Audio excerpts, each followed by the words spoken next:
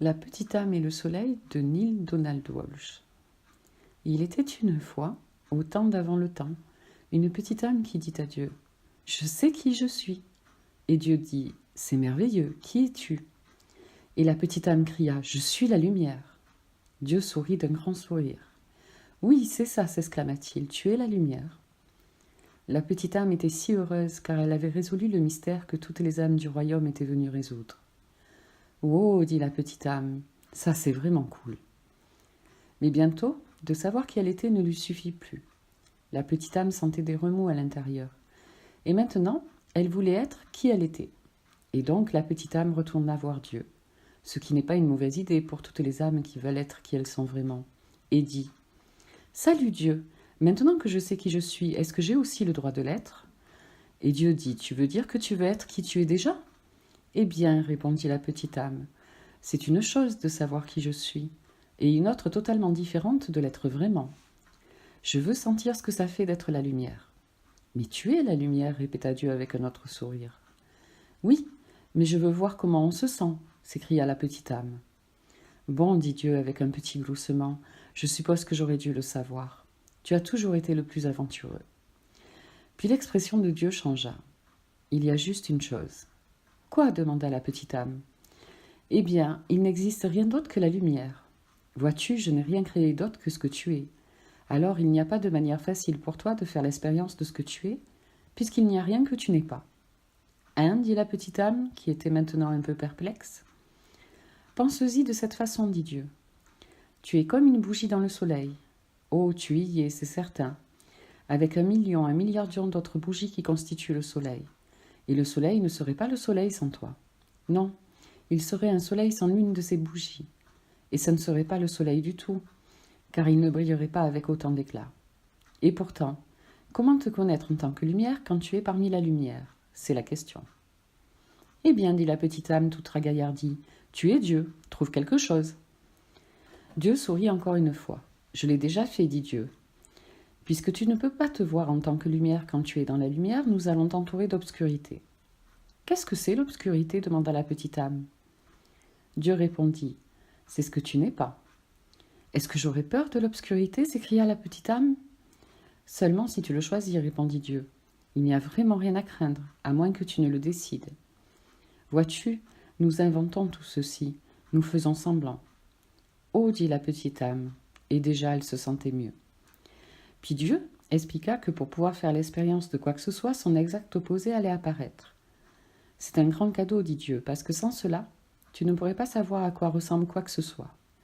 Tu ne pourrais pas connaître le chaud sans le froid, le haut sans le bas, le vite sans le lent. Tu ne pourrais pas connaître la gauche sans la droite, ici sans là-bas, maintenant sans jadis. Et donc, conclut Dieu, quand tu seras entouré par l'obscurité, ne brandis pas le poing et n'élève pas ta voix et ne maudis pas l'obscurité. Sois plutôt une lumière vis-à-vis de l'obscurité et ne sois pas fâché de cela.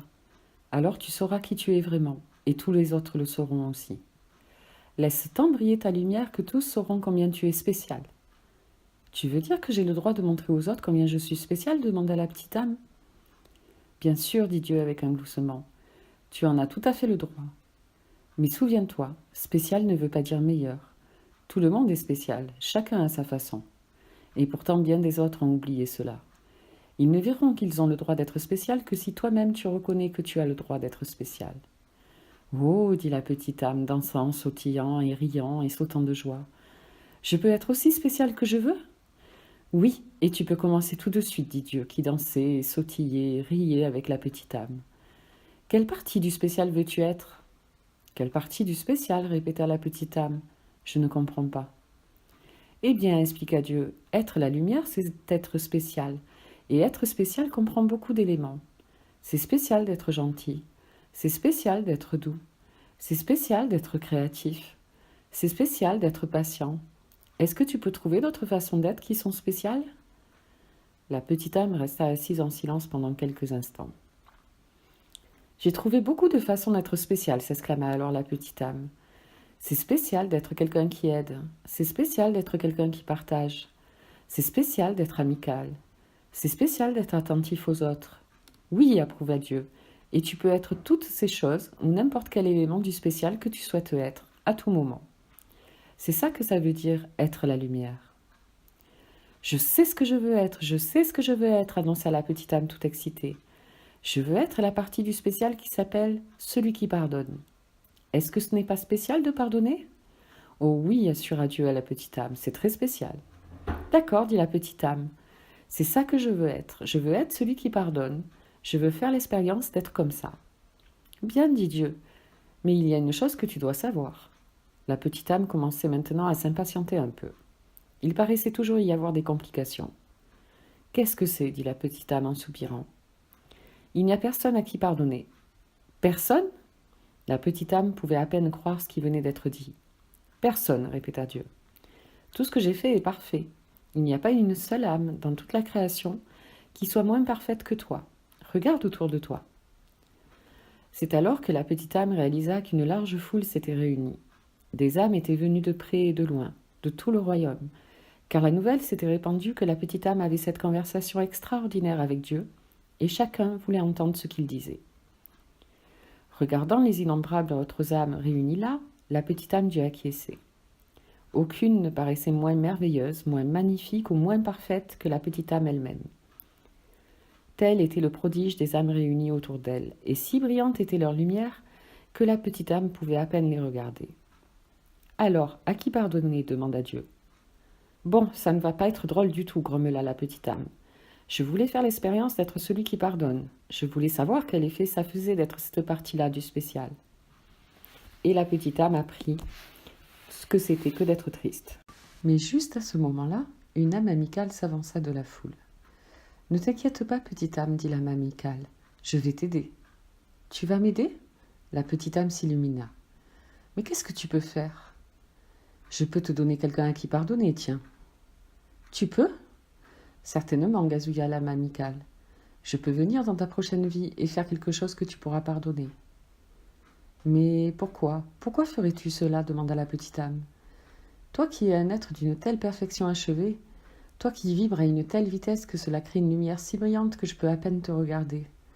Qu'est-ce qui pourrait te faire vouloir ralentir ta vibration à une telle vitesse que ta brillante lumière deviendrait sombre et dense?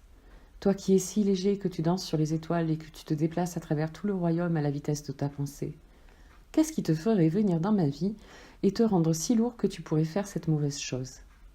C'est simple, dit l'âme amicale, je le ferai parce que je t'aime. La petite âme parut surprise par la réponse. Ne sois pas si stupéfait, dit l'âme amicale. Tu as fait la même chose pour moi, tu ne te souviens pas? Oh, nous avons dansé ensemble, toi et moi, bien des fois. À travers les éternités et les âges, nous avons dansé. À travers le temps tout entier et dans bien des lieux, nous avons joué ensemble. C'est juste que tu ne te souviens pas. Nous avons tous deux été l'ensemble de toutes choses. Nous en avons été le haut et le bas, la gauche et la droite. Nous en avons été le ici et le là-bas, le maintenant et le jadis. Nous avons été le mâle et la femelle, le bon et le mauvais. Nous en avons été et la victime et le méchant. Ainsi, nous nous sommes rencontrés, toi et moi, maintes fois auparavant, chacun apportant à l'autre l'exacte et parfaite occasion d'exprimer et d'expérimenter qui nous sommes vraiment. Et donc, continua d'expliquer l'âme amicale, je vais venir dans ta prochaine vie, et cette fois-ci, je serai le méchant. Je ferai quelque chose de vraiment terrible, et alors tu pourras faire l'expérience d'être celui qui pardonne. Mais que vas-tu faire? Demanda la petite âme un tout petit peu nerveuse, qui sera si terrible. Oh, répondit l'âme amicale avec une étincelle, nous trouverons bien quelque chose. Puis l'âme amicale parut devenir sérieuse et dit d'une voix douce. Tu as raison à propos d'une chose, tu sais. Et c'est quoi? Voulut savoir la petite âme. Il me faudra ralentir ma vibration et devenir très lourd pour faire cette chose pas très gentille. Il me faudra prétendre être quelque chose de très différent de moi. Alors j'ai une seule et unique faveur à te demander en échange. Oh, n'importe quoi, s'écria la petite âme, et elle commença à danser et à chanter. Je vais pouvoir pardonner, je vais pouvoir pardonner. Puis la petite âme vit que l'âme amicale restait toute silencieuse. Qu'est-ce qui se passe? Demanda la petite âme. Qu'est-ce que je peux faire pour toi? Tu es un tel ange de bien vouloir faire ceci pour moi. Bien sûr que cette âme amicale est un ange, interrompit Dieu. Tous le sont. Souviens-toi toujours. Je ne t'ai jamais envoyé que des anges. Alors la petite âme voulut plus que jamais exaucer la demande de l'âme amicale. Qu'est-ce que je peux faire pour toi demanda de nouveau la petite âme. Au moment où je te frapperai et te terrasserai, répondit l'âme amicale, au moment où je ferai la pire chose que tu puisses imaginer. À ce moment précis. Oui, interrompit la petite âme, oui. L'âme amicale devint encore plus silencieuse. Souviens-toi de qui je suis réellement. Oh, je le ferai, s'écria la petite âme, je le promets. Je me souviendrai toujours de toi comme je te vois ici même à cet instant. Bien, dit l'âme amicale, parce que vois-tu, j'aurais fait semblant tellement fort que je me serais oubliée. Et si tu ne te souviens pas de moi tel que je suis réellement, je ne pourrai peut-être pas m'en souvenir pendant très longtemps.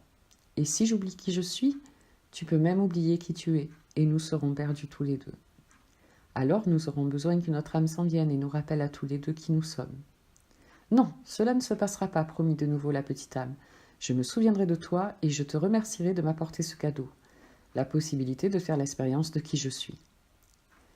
Et ainsi l'accord fut conclu, et la petite âme s'engagea dans une nouvelle vie, tout excitée d'être la lumière, ce qui était très spécial, et tout excitée d'être cette partie du spécial appelée le pardon. Et la petite âme attendit anxieusement de pouvoir faire l'expérience d'être celui qui pardonne, et de remercier l'âme qui le lui permettrait. Et dans tous les moments de cette nouvelle existence, chaque fois qu'une nouvelle âme faisait son apparition, que cette nouvelle âme amène de la joie ou de la tristesse, et surtout si elle amenait de la tristesse, la petite âme pensait à ce que Dieu avait dit. Souviens-toi toujours. Et Dieu avait souri.